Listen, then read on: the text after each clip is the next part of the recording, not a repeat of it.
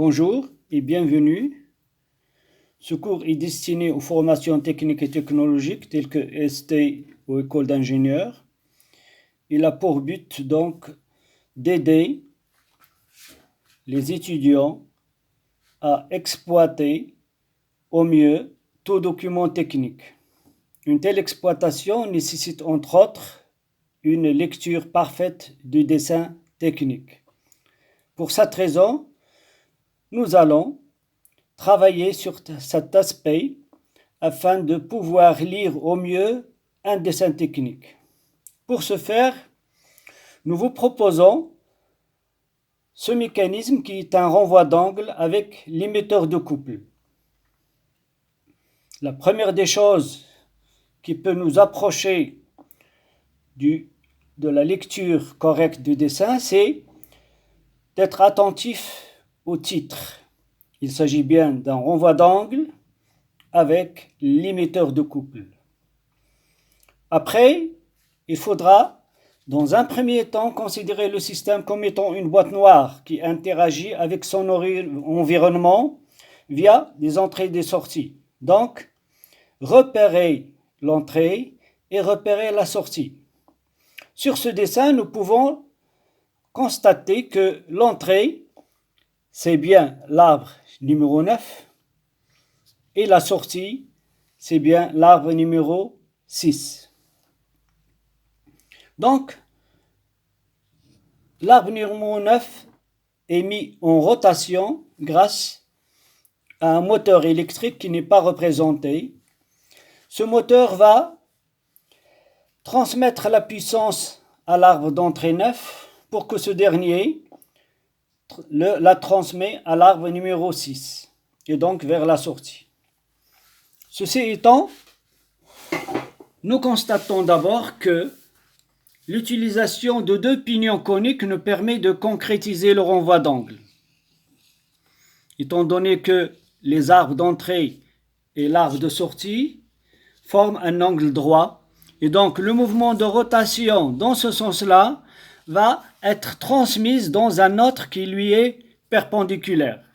D'où le nom de renvoi d'angle concrétisé par l'utilisation des pignons coniques numéro 12 et le pignon numéro 15. Au niveau de l'émetteur de couple, il fonctionne sur la base de transmission par adhérence, qui est similaire à celui des embrayages. Et donc, aussi bien les embrayages que les limiteurs de couple ne peuvent en aucun cas transmettre au-delà d'un couple limite, parce que sinon, il va y avoir patinage et donc non-transmission de la puissance. Donc, pour ce faire, nous avons bien une garniture, numéro 19, qui est intercalée entre le pignon conique 15 et le plateau numéro 20.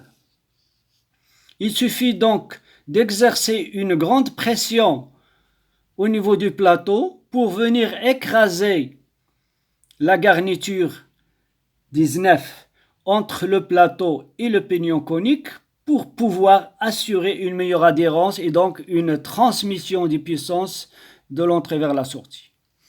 Ceci peut être concrétisé grâce à un système vis-écrou qui, après serrage de l'écrou 24, nous allons pouvoir écraser la garniture. Et donc cet écrasement s'effectue par l'intermédiaire de rondelles spéciales qui sont des rondelles Belleville. Donc le serrage de 24 va aplatir et générer une poussée importante sur les rondelles qui, à leur tour, vont pouvoir maintenir et garantir un effort presseur constant et suffisant pour permettre le bon fonctionnement de ce limiteur de couple. Donc nous avons dit que l'arbre d'entrée c'est 9, l'arbre de sortie c'est 6, et donc ces deux arbres-là doivent occuper une position bien déterminée dans le mécanisme, à savoir ils doivent être guidés par une liaison pivot.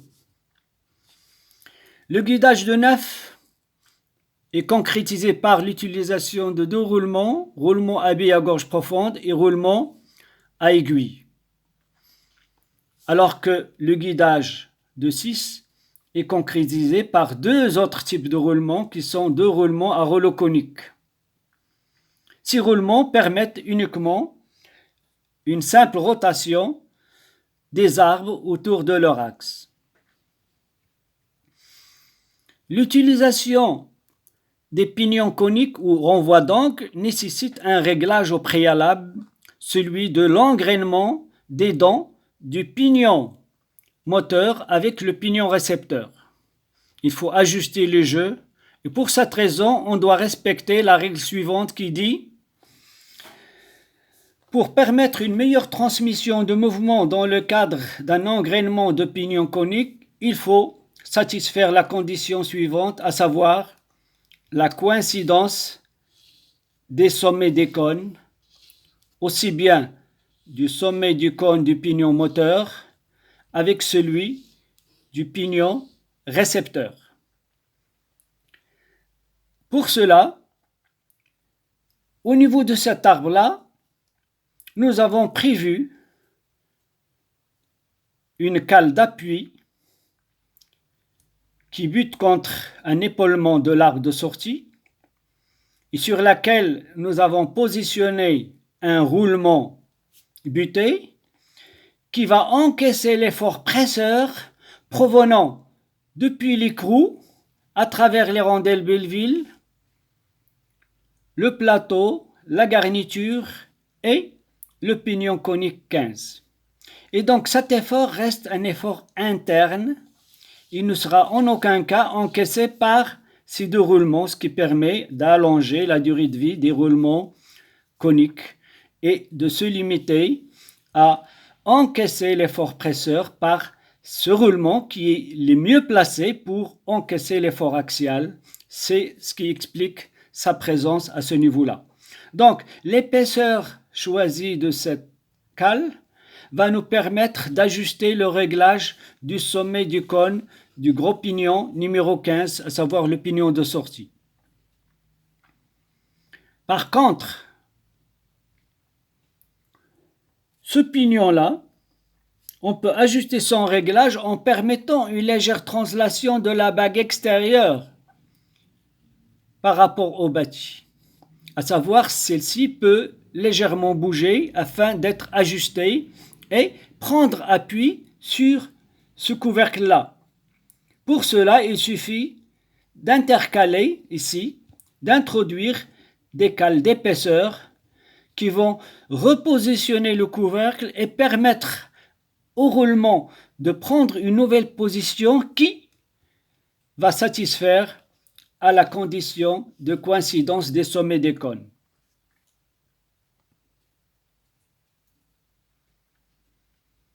Le système en question, il est étanche. Il peut fonctionner soit en étant lubrifié avec de l'huile ou avec de la graisse. Pour cette raison, l'étanchéité a bien été assurée côté droit par le couvercle 4, côté gauche par ce chapeau qui fait office de couvercle, donc numéro 3. Et au niveau de l'entrée, nous avons eu recours donc à l'utilisation d'un joint à lèvres. Ce joint qui est monté serré sur 5 et va glisser et frotter sur 9. Pour cette raison, toute cette partie-là doit être rectifiée pour permettre une longue durée de vie de ce joint-là. Donc, on avait dit que cet arbre-là doit tourner grâce au guidage de deux roulements qui sont des roulements à rouleau conique dont le montage est un montage en X. Pourquoi? Parce que la direction des efforts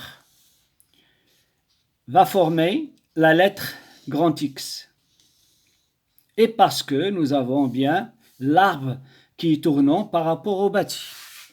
C'est la raison pour laquelle le choix a été fait sur un montage en X. attention, au cours de fonctionnement, ce réglage effectué au préalable risque d'être perturbé suite à l'usure, suite à l'aplatissement ou à l'écrasement de cette garniture, suite à cette surface qui va être usée et donc l'aplatissement de cette partie-là. D'ailleurs, elle est d'une grande épaisseur pour permettre son usure et donc de pouvoir résister longtemps. Et donc, les rondelles Belleville préalablement mis sous précontrainte avec une pression donnée, au fur et à mesure que l'usure se produit, cette pression diminue et donc le couple à transmettre va diminuer.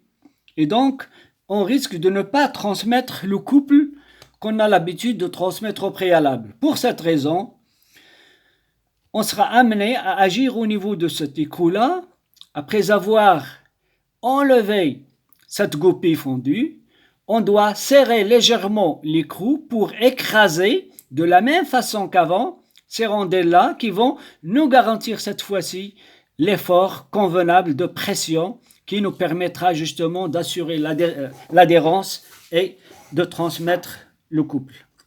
Il est clair que dans le cadre de cette chaîne de transmission de puissance allant de l'arbre d'entrée vers la sortie en passant par ce pignon-là, celui-là, la garniture, le plateau, la clavette et l'arbre pour transmettre à l'aide ici, par exemple, d'un système vis-écrou afin d'agir sur le déplacement d'une table. Celui-là fonctionne par le principe de transmission par obstacle parce qu'on a toutes ces solutions. Transmission par fonctionne sur le principe obstacle au niveau des dentures ici, au niveau de la clavette ici. Mais étant donné que nous avons une solution de transmission par adhérence, il est clair que la transmission sera par adhérence, étant donné qu'on a une transmission en série, adhérence, obstacle, obstacle, adhérence. Il suffit que une seule fois on aurait l'adhérence pour que la transmission soit par adhérence. C'est le cas ici. Une fois ici, donc nous avons cette adhérence-là.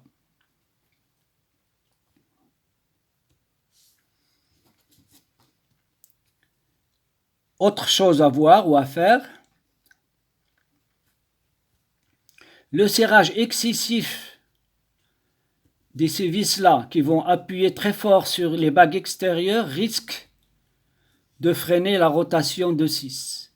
Pourquoi? Parce que le jeu fonctionnel existant à l'avant, on va le chasser. Il n'y aura plus de jeu, on va voir serrage.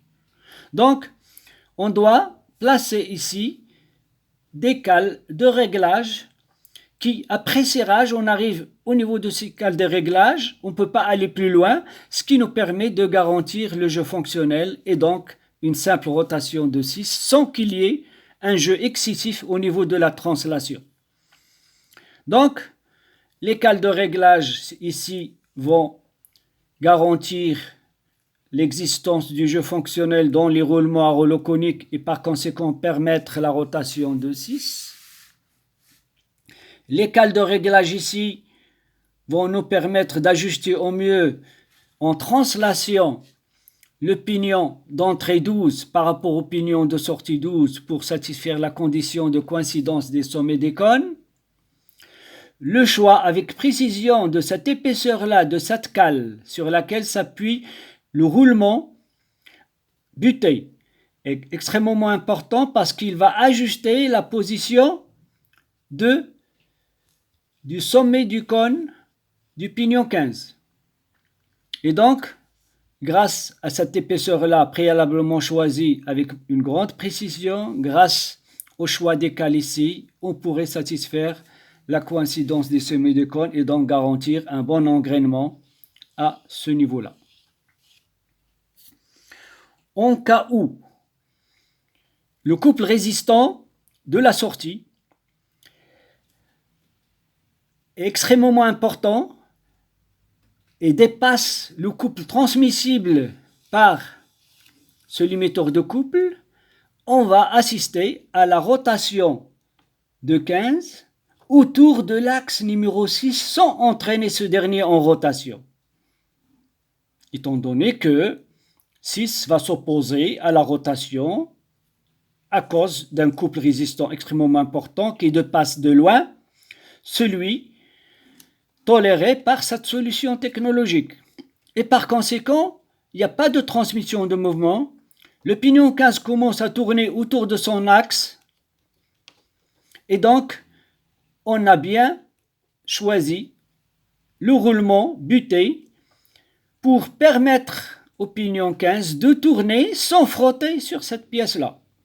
De même, nous l'avons bien guidé en préconisant des coussinets à cet endroit-là. Voilà en gros une lecture rapide d'un dessin technique d'une complexité moyenne qui nécessite d'être très attentif et très vigilant quant à la lecture des dessins techniques et la maîtrise des règles qui régissent le dessin pour pouvoir extraire l'essentiel lié au fonctionnement d'un système afin de pouvoir soit de l'améliorer, soit de comprendre de quoi il s'agit avant toute intervention de maintenance. Merci de votre attention.